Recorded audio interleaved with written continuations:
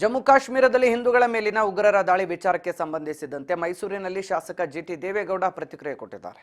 ಇದು ಅತ್ಯಂತ ಖಂಡನೀಯ. ಕನ್ನಡಿಗರ ಮೇಲಿನ ದಾಳಿಯನ್ನು ಸಹಿಸುವುದಿಲ್ಲ. ಪ್ರಧಾನಿ ನರೇಂದ್ರ ಮೋದಿ ಅವರು ಜಮ್ಮುವಿನಲ್ಲಿ ಚುನಾವಣೆ ನಡೆಸಿದ್ರು.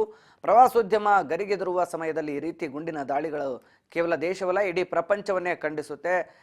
ಹಿಂದೂಗಳನ್ನು ಕೊಲ್ಲುತ್ತೇವೆ ಎಂದು ದಾಳಿ ಮಾಡಿರುವ ಉಗ್ರರು ಅವರನ್ನು ಸೆದೆಬಡಿಬೇಕು. ಯಾವುದೇ ಮುಲಾಜಿಲ್ಲದೆ ಉಗ್ರರನ್ನು ಹೊಡೆದುರುಳಿಸಬೇಕು. ಮೋದಿ ಹಾಗೂ ಅಮಿತ್ ಶಾ ಈ ಬಗ್ಗೆ ಕ್ರಮ ವಹಿಸಬೇಕು ಅಂತ ಮೈಸೂರಿನಲ್ಲಿ ಶಾಸಕ ಜಿಟಿ ದೇವೇಗೌಡ ಹೇಳಿದ್ದಾರೆ.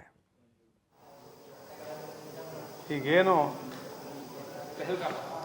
ಹಿಂದೂಗಳ ಮೇಲೆ ದೌರ್ಜನ್ಯವನ್ನು ಮಾಡಿದ್ದಾರೆ, ಅವ್ರನ್ನ ಗುಂಡಿಟ್ಟು ಕೊಂದಿರ್ತಕ್ಕಂಥದ್ದು ಅತ್ಯಂತ ಖಂಡನೀಯವಾದಂಥದ್ದು.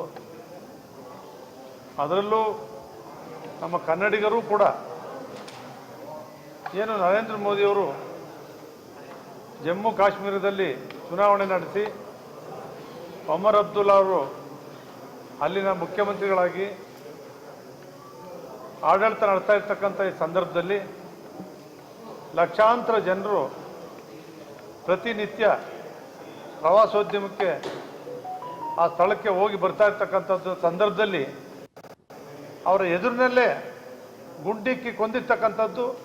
ಅದರಲ್ಲೂ ಕೂಡ ಹಿಂದೂಗಳನ್ನು ಕೊಲ್ತೇವೆ ಅಂತೇಳಿ